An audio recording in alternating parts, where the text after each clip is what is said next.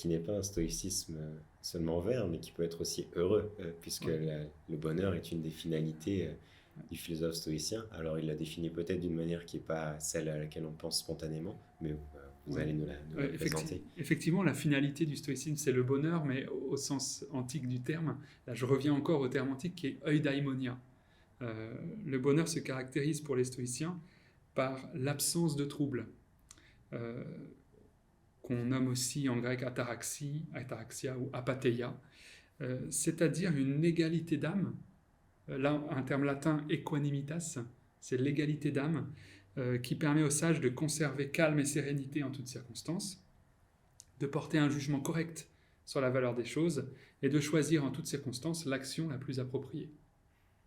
Et qu'est-ce que ça signifie du coup? Ça veut dire ne pas avoir d'émotions intenses, ou alors c'est au contraire avoir les émotions qui portent à la vertu. Est-ce qu'on peut faire la distinction d'ailleurs? Est-ce que ça a un sens? Oui, alors souvent on dit que les stoïciens n'ont pas d'émotions, Ils sont et puis stoïques. elles sont stoïques au sens commun du terme, mais c'est pas l'idée. L'idée c'est d'éviter la passion. Les passions, donc les pathés, et c'est d'où le terme apatheia, qui est l'absence de passion. C'est pas l'absence d'émotion, l'émotion étant tout à fait naturelle, la tristesse, la joie, ce sont des émotions tout à fait naturelles et parfois même très positives, notamment la joie, À mais contraster avec les passions qui seraient... qui sont un excès dans l'émotion, un excès dans l'émotion naturelle justement, et qui nous empêcherait de vivre de manière rationnelle et de conserver cette attention à soi, à l'autre et au monde qui doit être au centre de toute action stoïcienne. Donc il y a une absence de maîtrise de soi qui est entraînée par la passion et que rejettent les stoïciens. Ils ne rejettent pas les émotions, uniquement les passions, c'est-à-dire l'excès dans l'émotion. Et donc pour être heureux, pour parvenir au bonheur, eh bien, les stoïciens ont non seulement développé un discours, mais aussi des moyens. Oui, il y a au moins 3 moyens dont je pourrais parler et qui résument un petit peu la vision du monde stoïcienne et comment arriver à cette finalité qu'est le bonheur. Le premier, c'est l'accord avec la nature. C'est un principe éthique qui découle d'une certaine connaissance de soi, de ma nature individuelle, donc en tant qu'être raisonnable et sociable. Ça, c'est la définition de la nature humaine pour les stoïciens. Il convient d'agir d'une certaine manière, de manière raisonnable et sociable.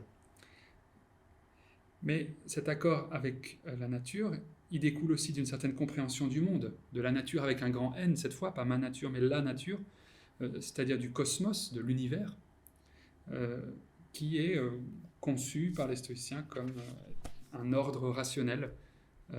Et donc l'étude de la nature, la compréhension de son fonctionnement, va me conduire à diriger mes désirs vers certains objets plutôt que vers d'autres, et à accepter cet ordre du monde.